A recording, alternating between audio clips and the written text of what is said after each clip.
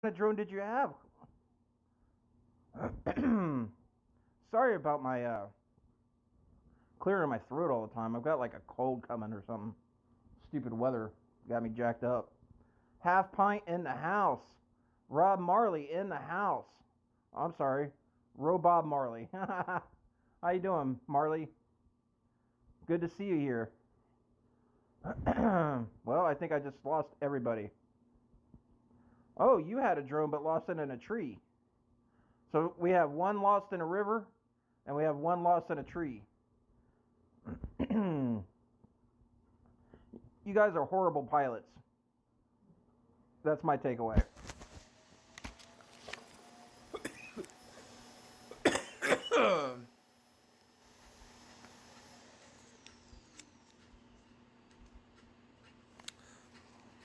Do you know what kind you had, Rob? Mr. Marley? What kind of drone it was?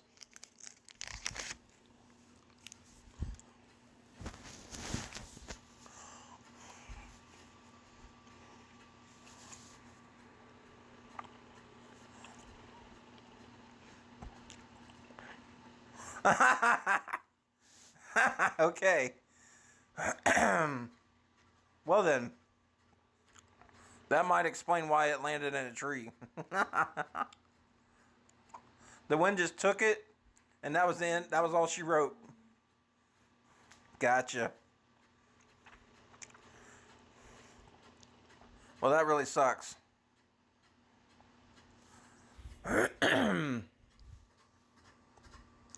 This thing weighs 249 grams. I don't know if you know this, Marley, or not, but the FAA has created a bunch of rules and regulations about flying drones now. You actually have to register with the FAA to fly most drones that are out there now if they're above a certain weight. The drone that I have pictured here is below that weight limit, so I can get away with flying it without having to register it with the FAA. Doesn't mean that I don't have to follow FAA guidelines and regulations when flying it, though. They still have rules and stuff about how to fly this thing.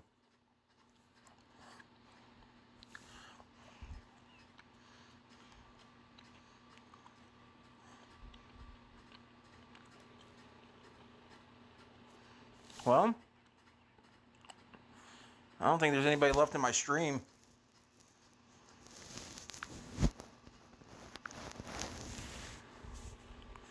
I think this shows that this is not a drone channel. Am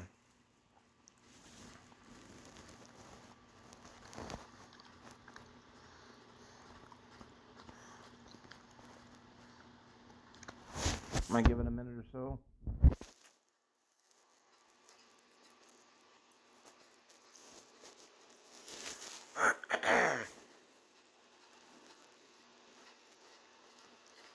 For anyone who's left in here, please hit the like button. It'll help out a lot. If there's nobody in here, then don't worry about it.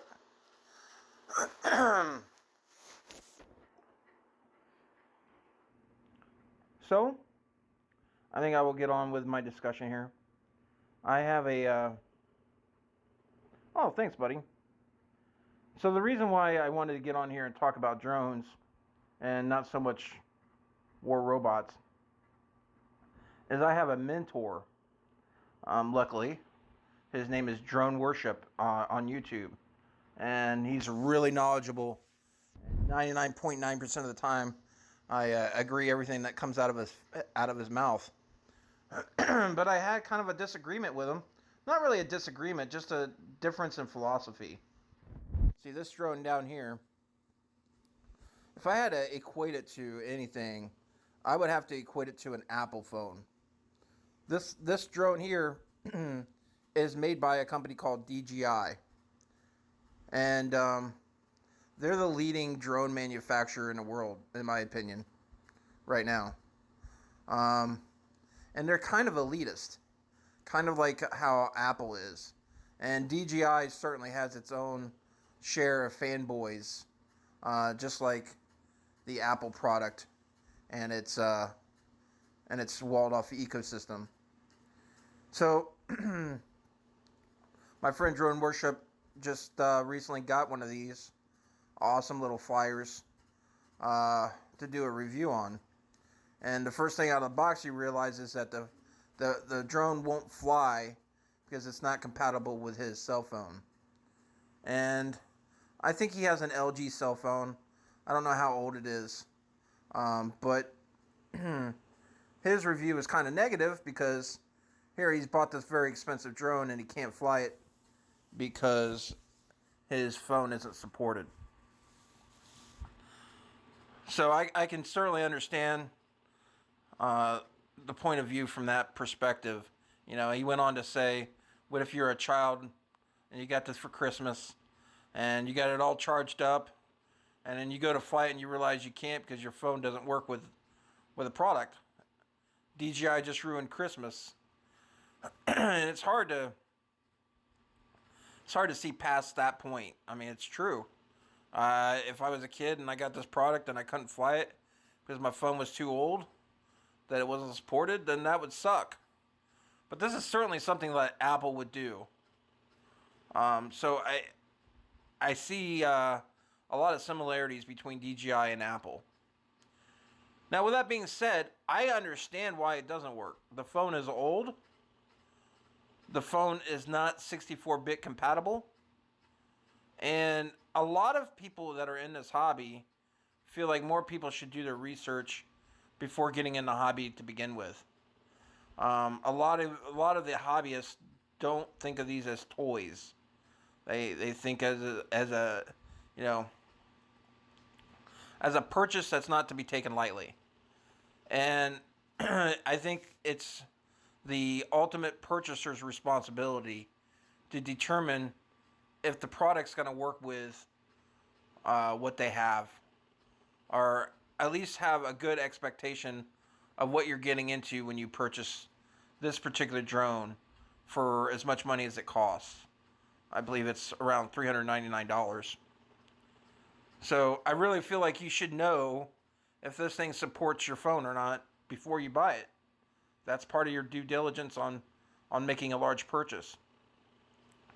So that should never happen. This should never end up under the tree for a kid to get their hands on and not be able to fly it because the phone's not supported.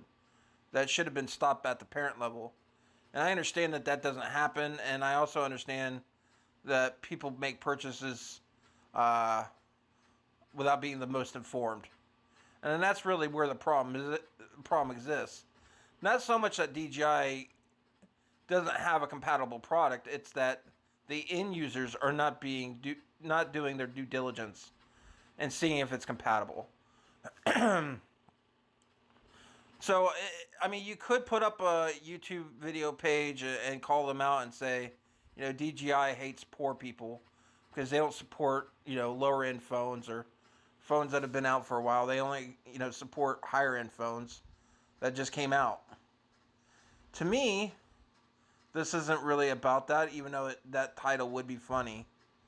This is more about DJI wanting to future-proof their company and their brand and their revenue moving forward, and felt that there wasn't enough demand to support the building of a 32-bit application. So in the end, DJI is just doing what DJI does, and any smart company is that they've got their eye on their money and their money on their mind. Is that they're just being careful with their products, and their development work is being placed in the right direction as per their roadmaps.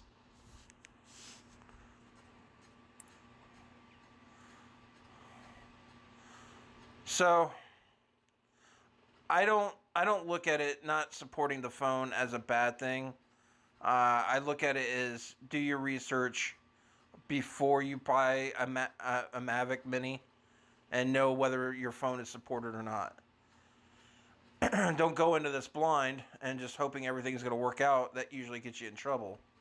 Go into it with knowledge, knowing what you're going to do, especially if this is for a child, as they're going to be looking to you for sources of information.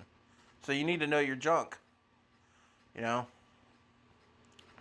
anything that can fly 2.1 miles away, it starts to lose its kid friendliness. Anything that can fly 400 feet up in the air is really not a kid's toy anymore. So I blame this more on the parents or the purchaser than actually DJI, as all I can see them doing is trying to make as much money as possible, and I can't fault them for that. All right, that is my main take on the Mavic Mini in response to my fearless mentor, Drone Worship. And you can visit his channel and see what I'm referring to. Here's his channel, Mr. Drone Worship. And like I said, he's like a dragon spitting fire out of his mouth constantly. He's very good at what he does. Make sure you go over there and like and subscribe his content, because that's what I'm going to be doing. Alright guys, well, not very big turnout for my first drone conversation. Hopefully that changes in the future. This was not real exciting because the exchange of information was just one way, because I think I'm the only one here. But I will carry on. I want to thank you for your time and your patience, and hope you have a great day. Thanks for stopping by, or not for stopping by. This is Ryan. Peace out.